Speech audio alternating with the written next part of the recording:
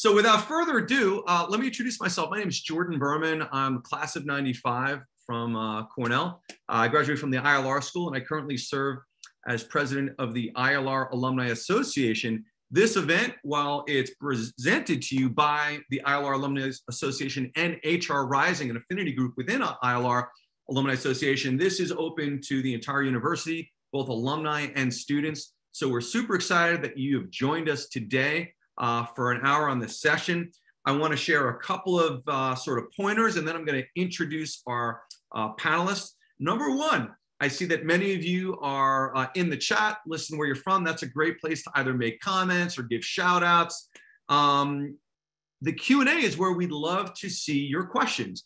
And we have a special celebrity guest in addition to Niraj, Marissa, and Dan. We have Anu Lyons, who is director of the Office of Career Services at the ILR School, although her brilliance expands way beyond the world of ILR.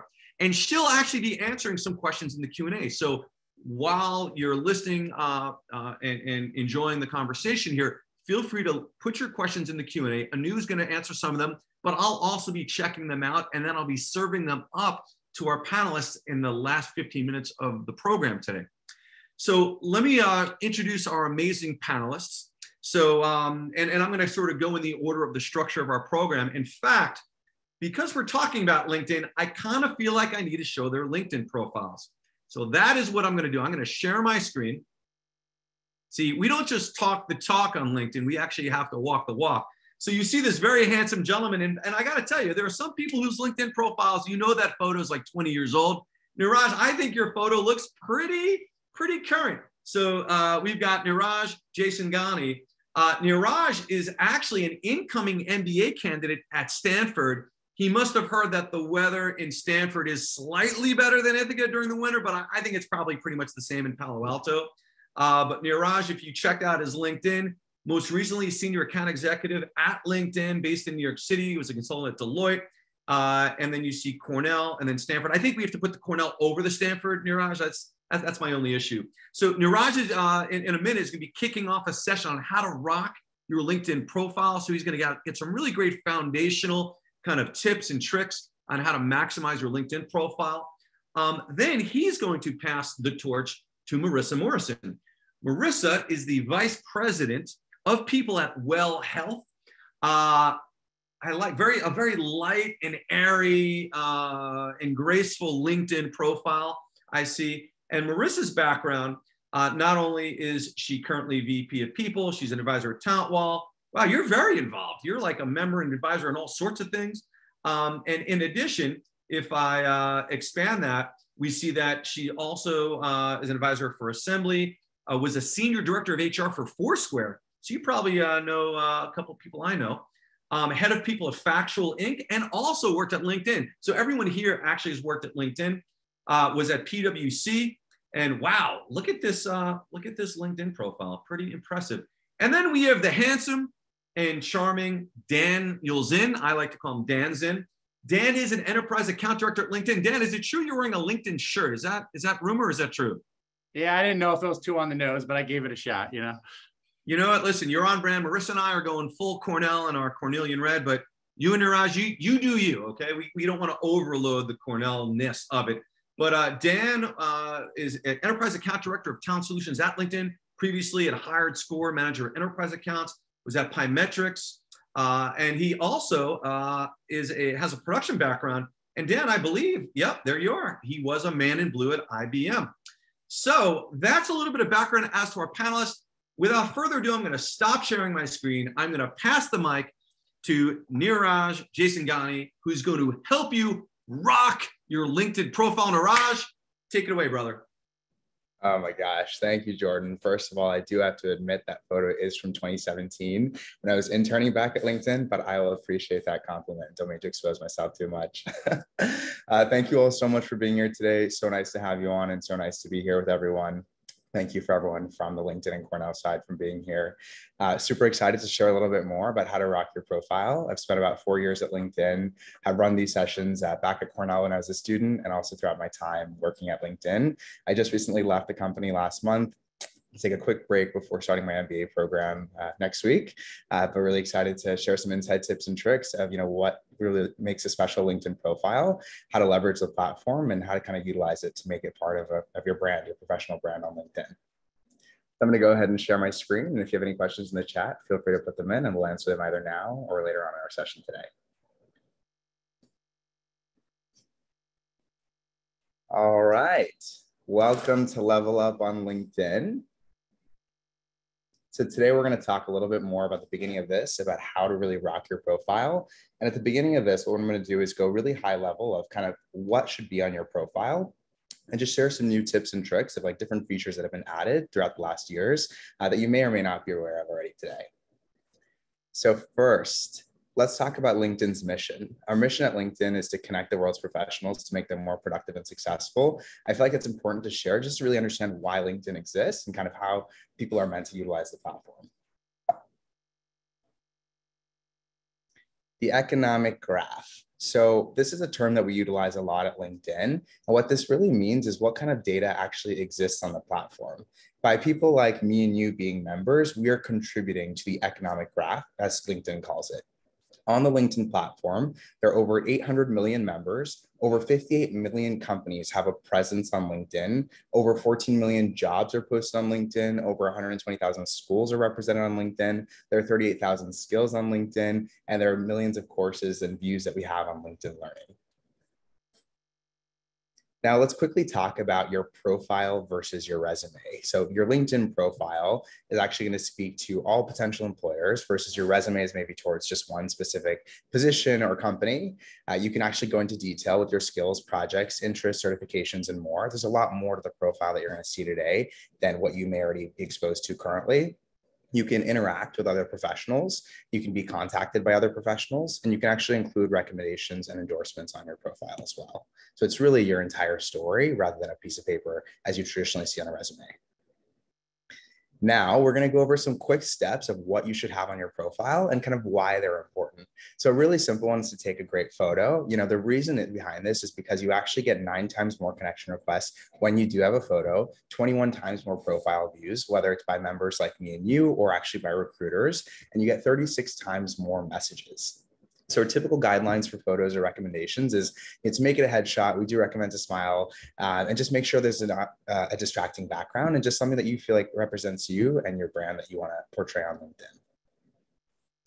Now, record your name. This is a new feature that we added in the past year. If you'd like to pronounce your name for others, you're able to do this. And it also shows you as an opportunity to present your voice and kind of just share a little bit more about yourself if you'd like.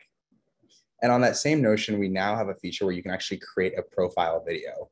So this is something that you do on your mobile application. If you download LinkedIn from the App Store, you can actually make a 30-second video introducing yourself. You can do an introduction, share your story, highlight your goals. Again, there's no one step of how to make a great LinkedIn profile. It's really up to you for how you want to present yourself online. And this is just another opportunity for you to take advantage of something like creating a profile video if you'd like to do so. Again, none of this is required. This is all to be taken with your own consideration and what you feel like speaks to you and how you'd like to represent yourself on LinkedIn. Now, add your industry. This is actually one that I wanted to highlight because a lot of people sometimes forget about the small details on the LinkedIn profile. For example, right, I worked at Deloitte before in consulting for a bit. And at that point, I had my industry as management consulting. Now, when I transitioned over to LinkedIn, I actually switched that to technology into the industry section.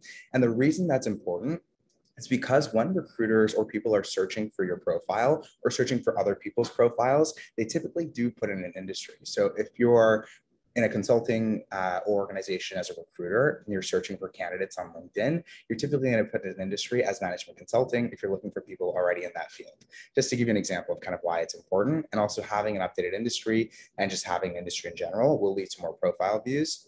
And as you can see, more than 300,000 people search by industry on LinkedIn every week. Show if you're open to work. This is a feature we launched in the past couple of years. So if you're interested in a new opportunity, whether it's a full-time opportunity, a contract opportunity, or something part-time, you can actually update this on your LinkedIn profile. How you get there is by going to your own personal profile, and you're going to see over here something called open to. You can either put it publicly that you're open to an opportunity or privately and just signal that to recruiters. And just a fun fact is that recruiters at your company will not be able to see that. Draft a compelling summary. So I put together a bit of an easy formula for how you can think about this. A lot of times, especially our ILR students and alum ask if they can, make their summary an essay, as we like to do in the ILR school. But really, it doesn't need to be super long. It can be short and sweet. I think an easy formula is a couple sentences about who you are, maybe 3 to 5 sentences about your experience, your skills, and your passions, and 1 to 2 sentences about your future goals and how other members can engage with you. I'm just going to read the last sentence here because, or the last couple sentences, I think it's kind of interesting to show that, this can really be, a fun opportunity to share a little bit more about yourself. It says, when I'm not challenging systems of inequality, I enjoy traveling, eating, and to a lesser extent cooking, and being physically active. I'm a forever learner and explorer and welcome any recommendations on things to do that challenge me to grow physically, mentally, and emotionally. So it does show a little bit more about the person and just gives you another insight. For example, when I was recruiting for my internship at LinkedIn, when I had my recruiter phone screen, I saw that my interviewer said that she really liked pizza in the Bay Area. And I used that as an opportunity to build rapport in the interview and ask for some recommendations and just talk about food for a little bit. I am a bit of a foodie. So just to share that, there are really opportunities for you to kind of use this out as an opportunity on your end to show a little bit more about yourself, but also look at other people's summaries and their profiles on LinkedIn to find out a little bit more about them and to engage in a good rapport and just get to know them better. And also just a pro tip, make sure you have at least 40 words in your summary to come up in different searches. Feature content. So for people like Jordan who have articles published or maybe mentioned in articles, you'd want to feature that content on your LinkedIn. So utilize your LinkedIn as an opportunity to show a little bit more about what you're proud of or what you want to people who look at your profile to associate you with or to see there. So you can actually feature content on your LinkedIn profile and it'll show up when somebody goes to your account. Detail your work experience. I do recommend that you do put content in the descriptions of your jobs. Again, not a requirement, but it does allow you to have 5 times more connection requests when you have detailed work experience, 8 times more profile views, and you do get 10 times more messages. A common question that I'm often asked about this section is, hey, Neeraj, do you recommend having bullet points or do you recommend having actual sentences? I do recommend sentences. It doesn't even need to be a full sentence, as you can see here in this example, responsible for up to 25 clients. It kind of is written in a bullet kind of format, but it is in sentence structure. It just makes your LinkedIn profile look cleaner, and that's just my personal recommendation.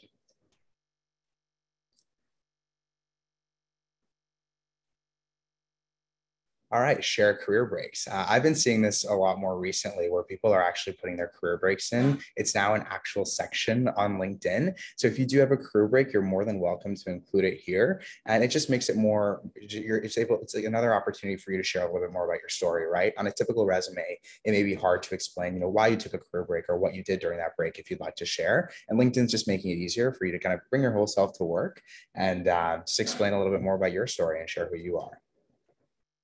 Activate creator mode. This is a really interesting one because now you can go on your LinkedIn profile and there's an opportunity for you to click creator mode on. This gives you insights into different creator tips that LinkedIn is sharing. LinkedIn is becoming a place where now more people are interested in content creation. We can talk a little bit more about that later and there are more resources online, but I just kind of wanted to share that there is an opportunity to really start posting more on LinkedIn and to be a little bit more involved in the creator community. Just some quick best practices for publishing content. If you're going to create an article, to create a headline that captures attention, include a photo to stand out, be authentic, use your voice, think about who your audience is, and the article length matters. However, this is a more formal side of LinkedIn, right? Like if you want to create articles, you can also share status updates, share different articles, post on LinkedIn. They're both different types of ways, which is sharing updates or actually publishing actual content and articles. Add volunteer experience to your LinkedIn profile. Add your skills and get endorsements. Request a recommendation. We'll talk a little bit more about that as well later. But those are just a quick little tips that you can really kind of think about when you're building your LinkedIn profile, or if you want to think about more ways that you can enhance your LinkedIn.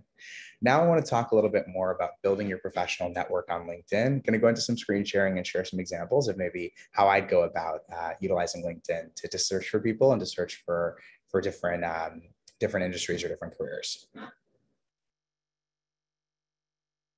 So fun fact to share is that 50% of hires actually do result from a personal connection.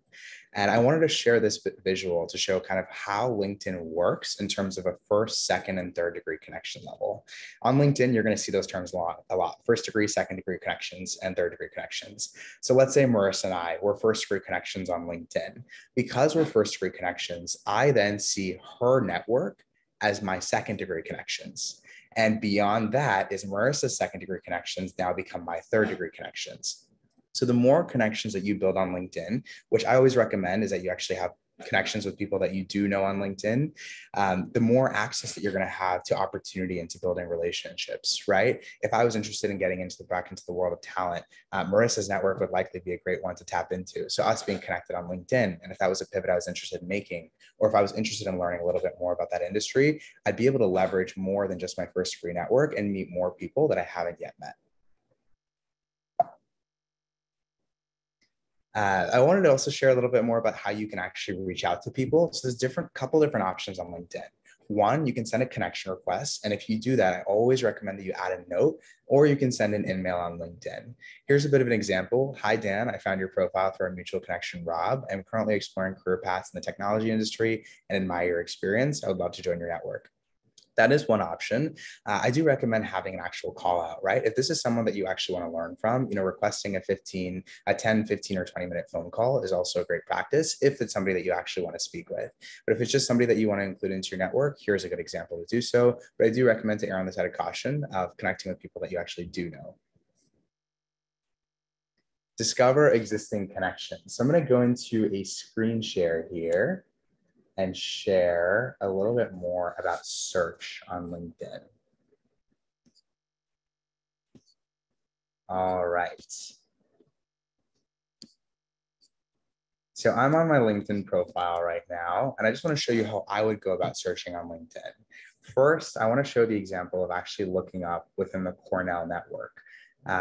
Here is, shout out to Anu, here is what it looks like when you go to Cornell University's LinkedIn page. We have a great tab here called Alumni, and you can do this for all schools, but you could see more data of Cornell alumni in particular. And this is not the Cornell ILR page, this is the Cornell page in general, which is where we have 291,000 alumni on LinkedIn who have said that they've gone to Cornell University. You can see where Cornellians work, got 210 LinkedIn representation, which is great. And you can see also people that you may know from LinkedIn. As we're seeing here, we have the secondary connections coming up. And we can see that over here, if you click on secondary connections, if you click on their profile and click on the shared connections, you're actually going to be able to see who makes them a secondary connection, who are those mutual connections that you have involved. But here you can really see a little bit more about who's involved in the Cornell alumni community. But let's say, for example, you're looking to be a recruiter and say you're interested in working at Google. Sometimes you just go into your search criteria and just type this in over here. But I just wanted to show an example of a very high level search. It can kind of be anything you're interested in getting involved in or just learning a little bit more about. But the reason I just typed in recruiter Google is because I want to come over here where I see all filters. This is kind of the bread and butter of how I used to utilize LinkedIn when I was interested in learning a little bit more about different industries or meeting people that I wasn't yet already connected to. We can see over here, you have a lot of different options to filter. Let's say I wanted to expand into my first and secondary connections. Let's say I was looking for people specifically in the San Francisco Bay Area or in the New York area. And let's say I wanted to reach out to people who currently work at Google, currently work at Meta, and let's say currently work at Airbnb. For sake of example, let's just use these two. And let's say for schools, for example, we could put in Cornell. And let's say I wanted to put in the Cornell ILR school as well in case somebody had that on their profile instead of Cornell University. I can now do search. I'm going to delete the word Google from here because that was a little bit too granular. I want to see more companies. So already I'm able to see the recruiters that we have who are Cornell alums at Facebook and at Google. So this is really cool of an example of showing how you can kind of expand upon your network. I'm seeing over here, here are 12 second degree connections that I do not yet already know that I could maybe reach out to by way of introduction from my mutual connections, or just reaching out saying, hey, I found you through a LinkedIn search. I saw that we have a mutual connection. I'm really interested in learning more about your role, working on the future of work at Google Cloud? Are you open to a 10 or 20-minute conversation? Just a really quick insight of how you can leverage search on LinkedIn. The all filters button is really going to be one of your best friends. And it's a great opportunity to leverage other people in your network and really leverage the Cornell network as well.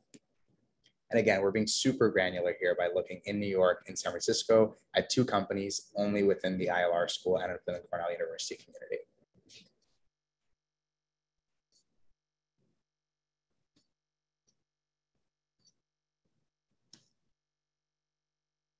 All right. So if you're also wondering a little bit more about who to reach out to, they can be people who you have something in common with, right? Like it could be a mutual connection, or it could be somebody who went to Cornell. It could be somebody, even if you want to be extra, take it a level deeper of seeing what they were involved in at Cornell. Go to their profile, go to their education section. Sometimes people have listed out what clubs or activities they were involved in. And that's another great way to build rapport, and mention that in your messages. I recommend for the messages, what to say is who you are, how you came across their profile, what you're interested in looking for their help on, and really being as specific as possible. Think about if you were getting an email on LinkedIn, you'd want to know that person actually took a look at your profile and it wasn't just a generic kind of message.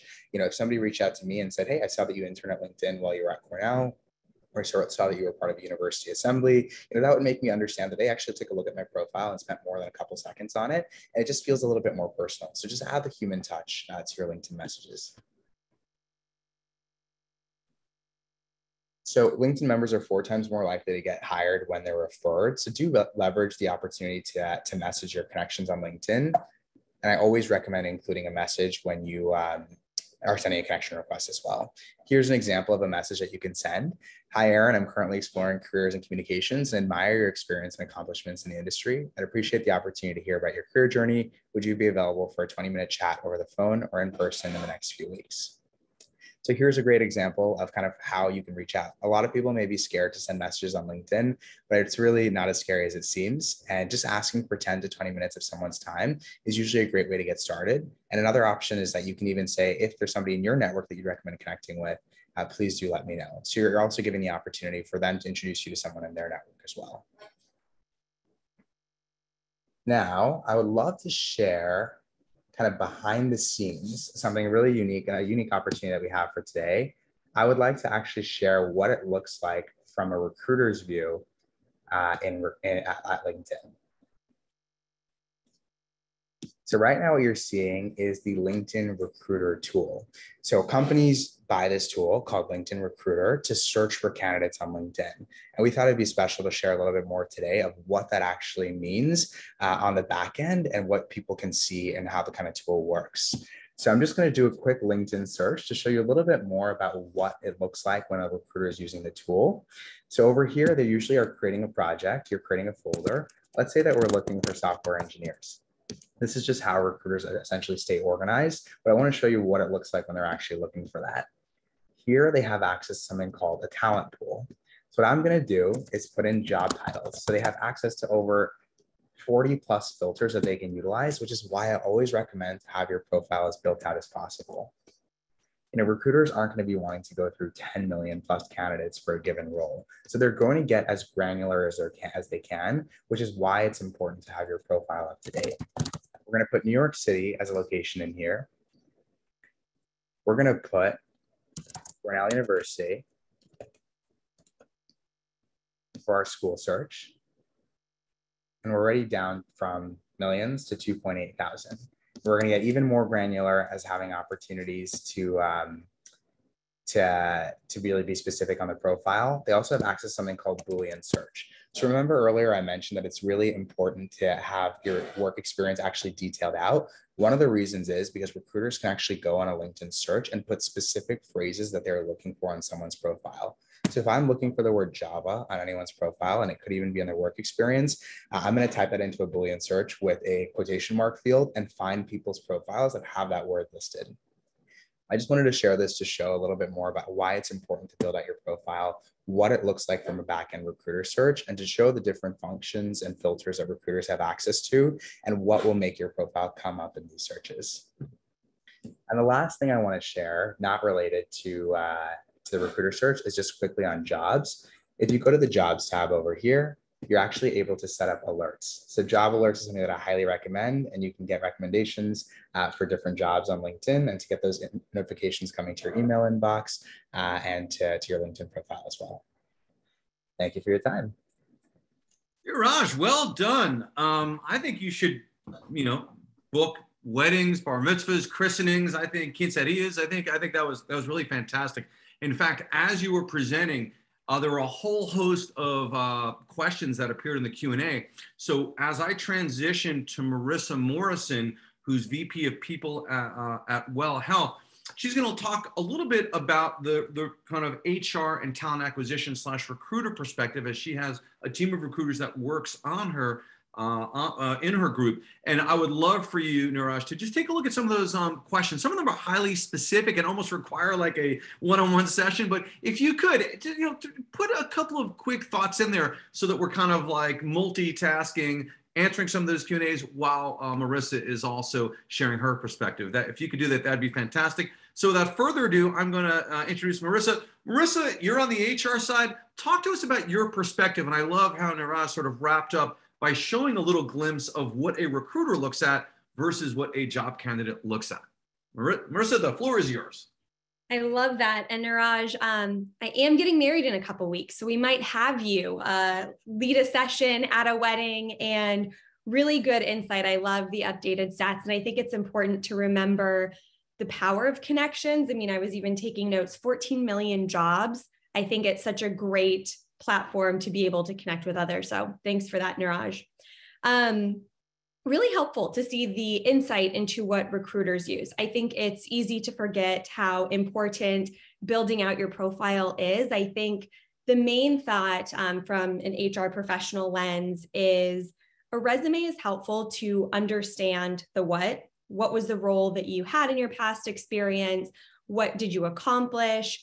But your LinkedIn profile is really the how. How did you do it? It's the storytelling. It's the piece where your personality gets to shine a bit more. And to Neeraj's point about really writing out the content of what you accomplished, it's helpful to have that insight and that meat around a little bit of a storytelling.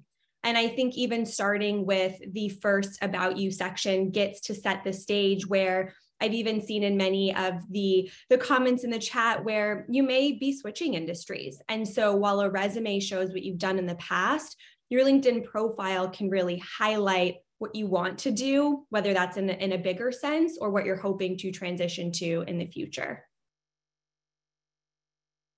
Excellent. And Marissa, let me ask you a question. So when your recruiters are on LinkedIn looking for folks, there's often this idea of bring your whole self to work, be authentic.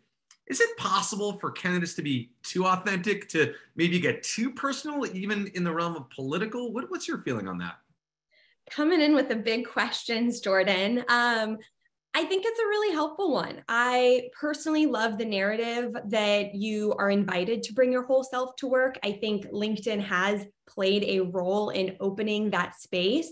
Neeraj mentioned the push to even creators. A lot of that is to encourage anybody to create content, to share what you know, and to gather an audience with what you know. When it comes to engaging in any type of political messages, or again, I've even seen some of the chat around how much do I share about personal or taking time off for raising children or maybe a difficult life event. My general feedback is, remember, it's still a professional networking site. Anything you put on your profile or you like of others could and may be seen by individuals who agree or don't agree with your content, a future employer, a prior boss, a future boss. But at the same time, balancing that with being authentic. And again, I think there's an appetite and more space to encourage employees. We've all seen this in the pandemic. Many of us are home. We didn't have that in the past. And so I think that even the pandemic has expedited this, bringing your whole self at work. How many of us have been on a call where there's a child that runs through the room, or you have to yell at your kids, or your dog's jumping on your lap. And so I think all of that does open space to bring your whole self to work. But remember that the way you handle situations, the things that you say, they're still public. And really, I would ask yourself the question around, what is your personal brand that you'd like to build? What are the things that you want to be known for? If you are looking to transition into a certain industry, again, I've been reading the chat. So let's say it's nonprofit and you are passionate about advocating for certain causes, absolutely. If that's part of your brand, if that's part of how you're wanting to network with other like-minded professionals or get the word out, I think that makes a lot of sense to share your perspective on that. But to also ask yourself, does everybody you work with need to know your view on everything? And I leave that to you to determine. And remember that all of this is building that personal and professional brand, and could be accessible by future and past employers and friends and family too. You know, Marissa, I think one interesting thing about LinkedIn is it's somewhat reflective of, you know, the world of work and what's happening in society. And with the great, you know, resignation or the great rethinking, we're seeing a lot of people that are pivoting. They're shifting careers, or even as Lynn Q had referenced in one of her questions here, she used to do a lot of, I think, medical writing, and now she's doing more art. I think there are a lot of questions that we've been getting that are about, hey, how do I, you know, really use LinkedIn to accelerate a pivot? So from a recruiter's perspective, what do you recommend that job candidates do if maybe they started in this industry or this function and are trying to reorient it towards a different role? What are the things your recruiters look at to say, okay, yes, this person is serious about that, and I should consider them for something that's maybe a little bit of a change from their past experience? Great question. Niraj really gave the science behind keywords, skills. Definitely take a look at job descriptions for the types of roles that you're applying to, and look about, you know, educate yourself on what are the skills that those jobs require, and then think about your past and highlight some of those skills. I talk to employees all the time around leadership doesn't just happen when you're in a certain level. There's ownership that you can have. There's mentorship that you can take on, even if you have no direct reports, even if you are in an internship. There's data analysis, but whatever job you want to take on, make sure that you are thoughtful about your past and that you highlight how you have demonstrated those skills in your past experience. So I would say first and foremost, rewatch the session that Niraj led on keywords and the search functionality, because that will help your profile bubble up when those searches are conducted. And a lot of times recruiters will lean on those job descriptions that are posted. So you can sort of marry those two. You see what your dream job description looks like, and then take a look at your own profile and make sure that you have some of those keywords highlighted. And I'd also go to the next step, which is, what content are you engaging in? Follow the industry if it's an industry pivot. Follow top voices if there are some influencers on LinkedIn. Again, I think this is a lot of the move towards the creator economy on LinkedIn. But if there's individuals that produce a lot of content in an industry that you would like to join, follow them. Read the type of content that they're writing. And I would encourage you to start posting some content of your own, even if it's, hey, I read this and it was really helpful, because one, that will amplify your voice. It will help others who are either also making a pivot, or some of those individuals that you follow and engage with see your content. But it also shows an employer that you're serious about that pivot. You are moving in an intentional way. You're educating yourself on the new industry. You have thoughts and ideas on your own.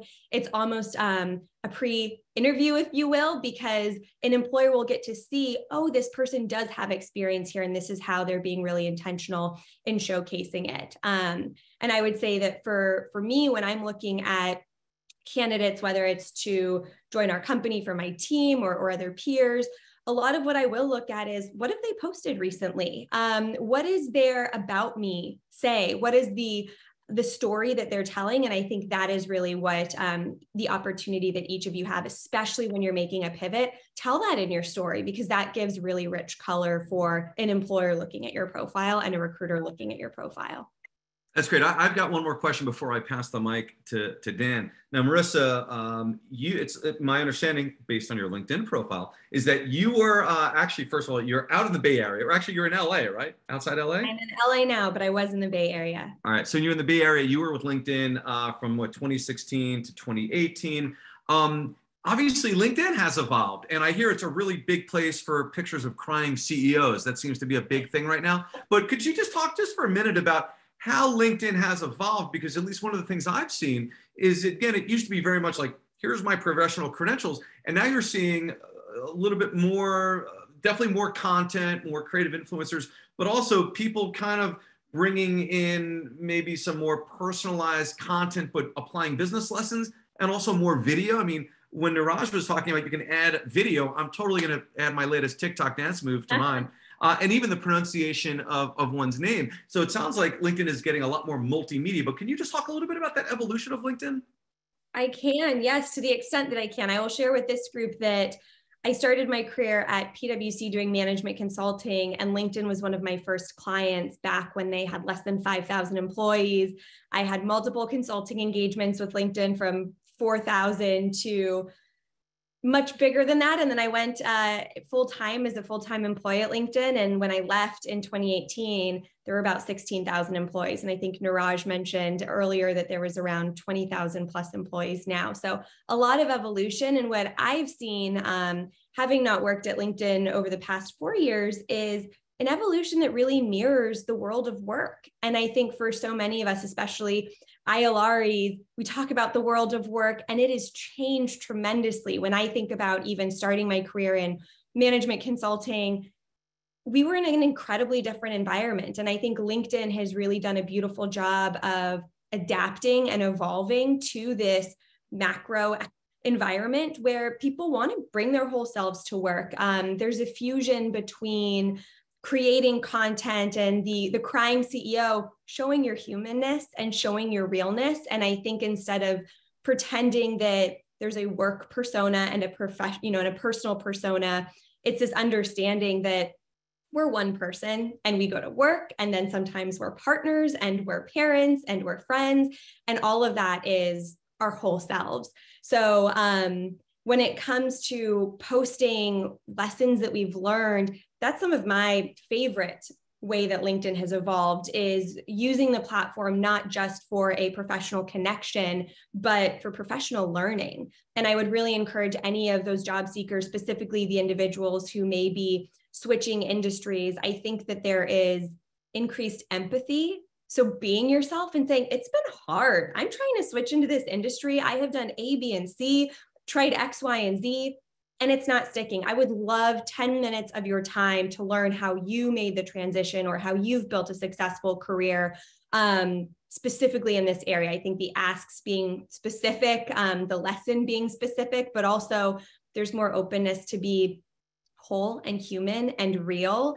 And I think that a reminder is a great one, and also a great way to pay it forward when you receive some of those in-mails, to the extent that you can, to really understand that, again, going back to the mission, making each other successful. And we've all, I think, realized, especially through the pandemic, that success can look different at different seasons of life. So being open about where you are and where you're trying to go, and reminding yourselves that there's a network of individuals who are out there to help you. Excellent. And for those that don't know, those non-ILRs, our ILR alumni tagline is "From Ives We Rise." Some of you may know Ives Hall. We used to call it Ives High because it kind of looked like an old high school. The old one, the new one is beautiful. But in any event, this whole session is about helping all Cornellians rise. So we're gonna come back to you and Niraj in just a couple minutes. But I want to bring on the handsome and talented Dan Zinn. As I mentioned, Dan is currently Enterprise Account Director of Talent Solutions at LinkedIn. Dan, I want you to dig a little bit deeper into leveraging LinkedIn for networking. And by the way, not just as a candidate looking for a job, but Dan, I know you've been in sales roles, and LinkedIn has been a part of your success in that. And I'm also going to serve you up a question that has popped up a number of times. And that question is, how promiscuous should we be in accepting various LinkedIn requests from people you either don't know? And I got to tell you, I get lots of notes from friends. Hey, Jordan, this guy, John Smith, can you introduce me? I'm like, who's that? I go, well, you're LinkedIn with him. I'm like, I have no idea who that person is. So I would love for you to incorporate in some of your comments. Hey, when building a network and building relationships, is it just, yeah, come on, let's connect with everybody? Talk to us about your experiences, Dan. Yeah, for sure. I mean, I think, I've had an interesting ride, I think, over the last almost now 15 years. I can't believe I can even say that since graduating ILR.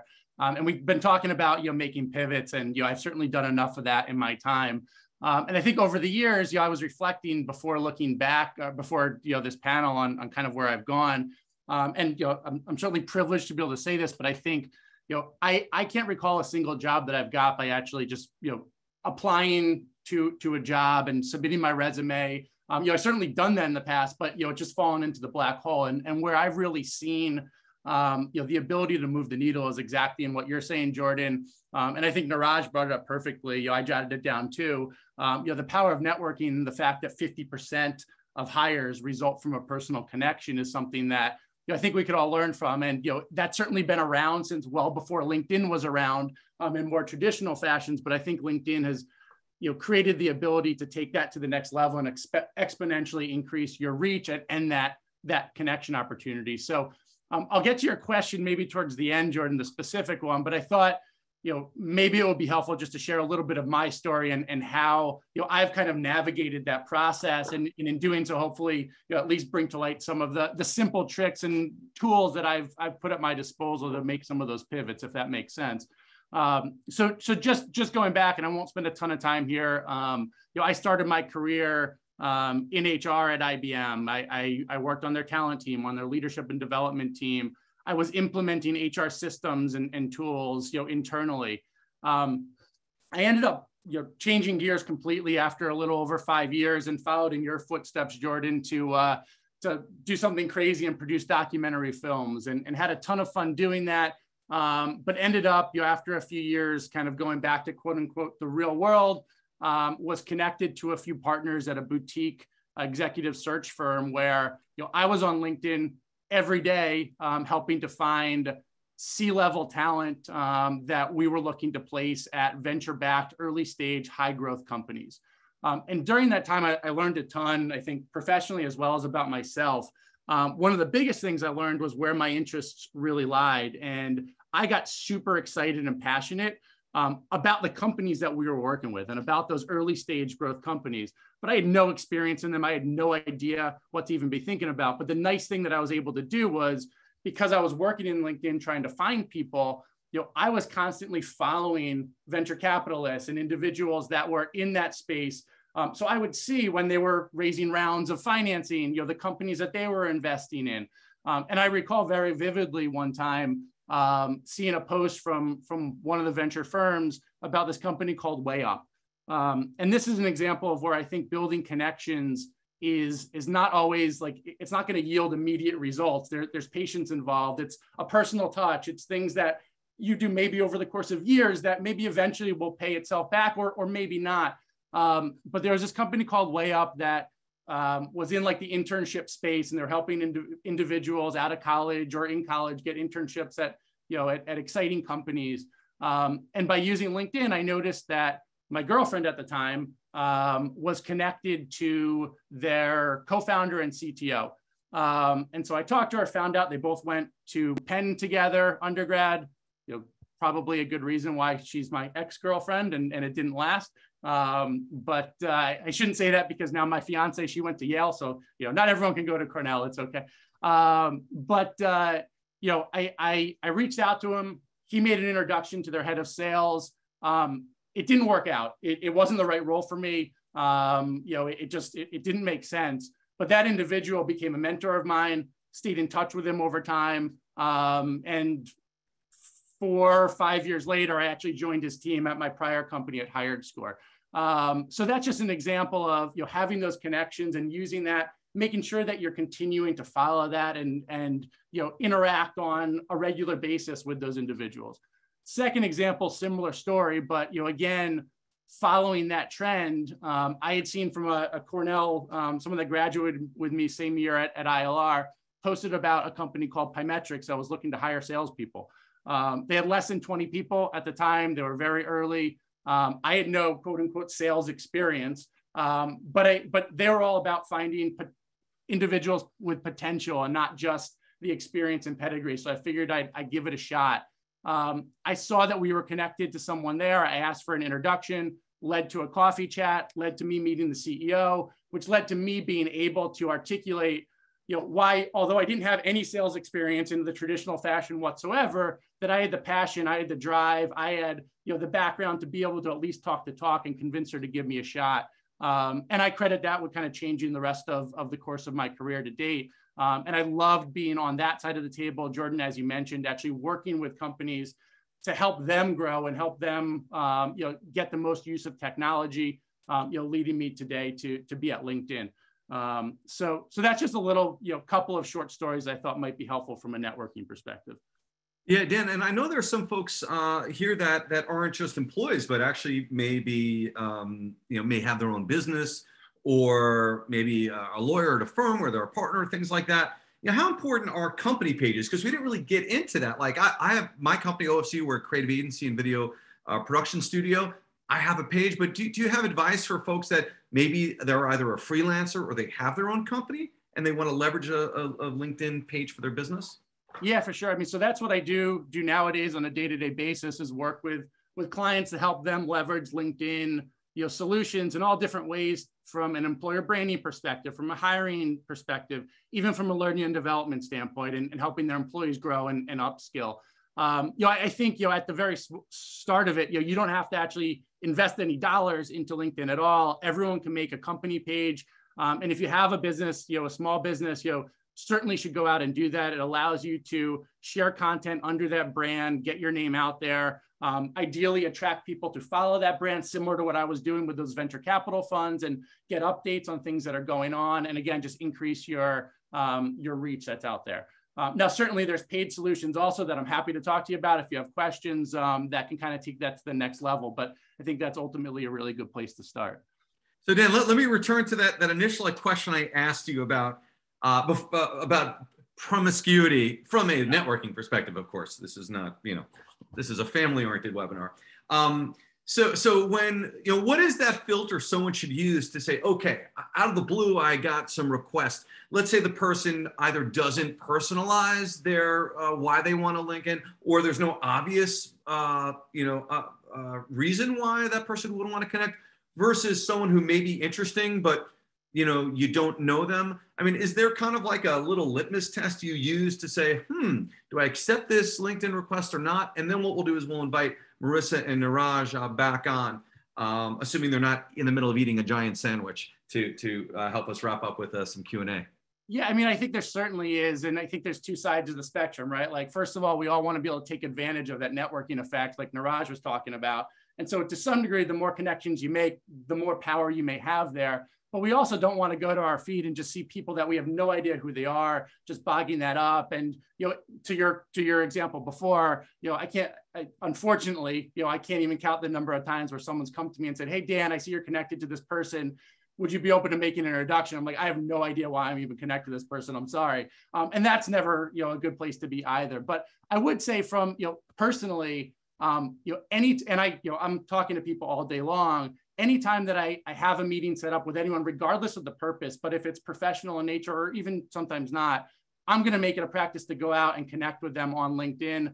And I almost never will leave like, there's a standard note like, hey, I want to connect with you that will be sent out. I'm almost always going to personalize that to make sure they know, hey, we've got a meeting set in 2 weeks, just wanted to connect on here, looking forward to speaking, or something that's at least going to personalize it. So my litmus test is what you said. I do get many random requests daily. Oftentimes I will ignore them. I'll be honest. But I think it's pretty clear if someone from here were to reach out and say, hey, Dan, saw you today, or hey, Dan, we both went to Cornell, would love to learn more about your experience. I'm almost always going to respond to that, right? Excellent. So let's bring on Niraj and Marissa back on, and we're going to do a little bit of a speed round. I've been scanning the Q&A, and I know that we've been answering them as we've been going. So there they are. See, they still are alive. They're still with us. So I'm going to do a little bit of a speed round, and this will be a little fun. Let's keep it fun. You know, we gotta end it on a high note. So I'm just going to go through a bunch of topics. I want like really quick and dirty answers so we can get through a bunch. So a couple things. First of all, one question was, hey, you can only list one industry, but I'm a Renaissance person. You know, which industry should I put if I work across industries or functions? What's a quick thought, team, that you've got on which industry do you list if you're only allowed to list one? So technically you can only, that's correct. You can only list one industry. It's totally up to you. Again, this is totally up to you of how you want to display your presence on LinkedIn. For me personally, I'm in the IT space, or I'm interested in the technology space. I put that industry for that reason. So you could do it as what you're interested in getting into if you want to come up in those recruiter searches, little pro tip, or you can do it as, you know, what you think your overall function is, right? So for example, Marissa, you could have the optionality to put technology or even in the human resources function if you'd like. But I would also say leverage your work experience, your summary section on LinkedIn to kind of showcase different experiences or areas of industries you're interested in being involved in. And if you are looking for another job opportunity, leverage the open to function, which allows you to privately list to recruiters who have LinkedIn Recruiter of what you're interested in doing. And there you can list different roles and industries that may be applicable to you. Excellent. I'm going to show my my LinkedIn profile because I want to ask you guys a question about photos and banners. So first of all, there's my photo. I think it's kind of somewhat semi-serious, but I have a little playful banner because I'm in the creative industry, and I'm probably the only one on this panel who has a man fairy listed shown from a video shoot. What is your advice for people about that background banner? And there was a question, and every now and then I hear this. Hey, can photos be used for nefarious purposes, either to, screen someone out from a specific ethnic background or even gender? What is the risk of having a photo up versus, Niraj, what you said is profiles with photos do much better when you have a photo there. There's a more of a relationship. So can you guys talk about that? What's the right approach to both photos as well as the screen banner? And don't make fun of my man fairy, please. I'll jump in. Jordan, I love this. I think it is a great example of being professionally authentic. There's a story and a purpose to this banner. It's aligned with your career, your interests, and I think it's a great conversation starter. The piece that came into my mind, and I remember this from my time at ILR, was the interests section of your resume. This sort of touches on that, where it gives a recruiter, a hiring manager, somebody who wants to work for you, a conversation point to say, there's a story behind this. You've got to tell me what that story is. And automatically that breaks the ice, that builds connection. You get to learn something new or share a quirk about yourself. So I am fully supportive of being authentic in this type of way, having a photo that is aligned with your brand, because it'll give you something to share and to talk about. And it also helps align the right employer or the right employee who asks that question. Tell me more about this. I've got to hear. And then it builds that additional alignment beyond just, again, background and what a resume might say. Excellent. Niraj, what do you say to folks that say, well, if I put my photo and, could someone discriminate against me by guessing my ethnicity, gender, etc.? What's the risk of that versus the reward of putting a photo in to improve your candidacy? Yeah, that's a great question, Jordan. I mean, to the point I made earlier, I mean, this is your opportunity to give your brand on LinkedIn. And, what I would say to that is, if that's the situation where somebody is discriminating against you, I wouldn't want to work for that person anyways. I think that, the rewards do outweigh the risks. I mean, you want to be your authentic self. You want to portray your full self. We have opportunities now to be more multidimensional, as you said, of adding stories, adding videos, adding your photos, featuring your content. You should put yourself out there. You should showcase who you are and let the chips fall where they may. That's what I would say. And also, you really don't get the benefits of showing up in more searches if you don't have these certain elements of your profile, which is why overall I would recommend it. Yeah, that's a great point about, hey, the people you'd want to connect with, they're going to almost self-select in and self-select out. So that's let that kind of happen. Here's another question. When you're networking, and Dan, you hit on this a lot.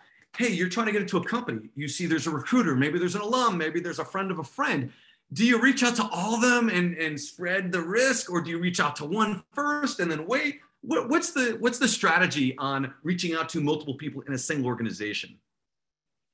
I'll start on this one. I mean, I think it definitely depends on the organization and, you know, the type of role that you're looking for. You know, if I was looking for a role at an earlier stage company, or maybe even not, you know, I think I would be pretty targeted in that, but I wouldn't worry about it too much, right? I think, you know, ultimately, as long as your messaging is correct and you're doing it in a thoughtful way, you know, why not connect with more people there, right? Like when I was joining LinkedIn, you know, I had connections that were here already. I reached out to probably 5 or 6 of them and actually had them contact the hiring manager to make sure that, you know, look, this is someone that we could vouch for, and like, you don't have to question that, right? So, you know, I think cultures are different, and, you know, it may be different in other places, but I think it's a good strategy. But, you know, I think connect with whoever you feel most comfortable connecting with, you know, not necessarily a recruiter, but maybe a hiring manager, or maybe the leader of that part of the organization, right? Might as well, and they can introduce you to the right person if they need to. Makes sense. By the way, one question that came up, which I thought was a little odd, I hadn't heard of it, that is it true that there are profiles created by LinkedIn just based on public information, that if someone doesn't have a LinkedIn profile, somehow LinkedIn will pull together a profile for someone? Is that accurate, Niraj or Marissa? Definitely not. If you see that, there's definitely some help articles that we can get. You know, we want to create some support tickets to get those cleaned up. No, that should not be happening. That can happen for jobs. There's something called job wrapping, where, you know, they'll pull job postings from your company's websites perhaps and post them on LinkedIn for you, but you should not have a profile made for you. That's for sure. Yeah, I thought so. Let me ask you, one question came up is, hey, you know, should I subscribe to premium? Do I need to pay to get access to certain things? Obviously, it's an investment, but, you know, we're talking about your career, your business. What's your quick thought? Because we only have about 2 minutes left here. Hey, what are the advantages to upgrading to a LinkedIn Premium account? Of course, Dan Zinn is wearing a LinkedIn shirt. He's like, yes, I need a bonus this year. Upgrade, please. I mean, I think it depends on, again, what you're trying to do. If you're looking to make connections that are authentic, I mean, I'm always going to use that connect with me button first, but like, forget about the in-mail even. Like, I think that's a really powerful way to get in front of someone multiple times. Actually, it's going to give them a notification that you're looking to connect. It's going to send your message. It keeps it super short and concise because it limits you to 300 characters. You have to be really pointed with your ask. But I do think, you know, if you're, you know, there's a lot of reasons why that premium profile may be helpful. One of them, by the way, is also outside of getting a job. It could give you access to LinkedIn Learning. And if you're looking to up your skills in different areas or make that pivot, you know, you can certainly take advantage of that as well. All right, last question to Marissa, and then I'm going to wrap up. Marissa, let's say I bump into you at homecoming. I don't know if you're going to homecoming. I will be. But I bump into you in homecoming. I've noticed, and maybe it's a little signifier of whether someone's a Gen Z, millennial, X, or a boomer. I'll say, hey, what's your LinkedIn? But I've had people go, what's your Instagram? And I'm like, wait, what? I thought we were talking professional here. So that could just be that. But so I bump into you. What's the best way for me to connect with you on LinkedIn? I've seen that there's like a 2D barcode thing you can do. I've seen that when you're at a conference, you can do some geo thing and, like, you know, connect with everyone. What, any advice? And Niraj and Dan, feel free to weigh in. Oh, there he is. Niraj has it. That's exactly right.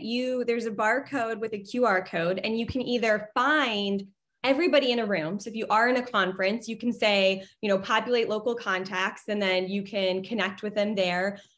You could show your QR code, or you could just type in their profile. And I've actually done it that way, where then you look at each other's profiles and you talk about your shared connections, or you talk about that header and you say, tell me more about this banner, Jordan. So I definitely think that that's a great way, connect. And you could also just surprise yourself by seeing who's around. If it's homecoming, put that QR. Niraj, maybe you want to give the overview of how to find people in the area, but you might have your current connections in the same room and space at homecoming, and you can go and find them. Just don't use it for stalking. And you know, Niraj, I'm sorry, if I would have bumped into you, I'd be like, okay, Niraj, Jason, Johnny, that's Jasonj. No, J-A-I. So if you use that 2D barcode, can be very helpful, even for a Jordan Berman. You'd be surprised how many people spell my name with 2 O's. And I'm like, Michael Air Jordan, the country of Jordan, 1 O, 1 A. So let me wrap by saying 2 things. One, thank you all so much for spending some quality time with us. We had at our peak about 379 attendees, which was amazing. And I want to thank our panelists for sharing their time, their expertise, their passion. So that's been really fantastic. We are going to email a link to the recorded video session to all the registrants over the coming days.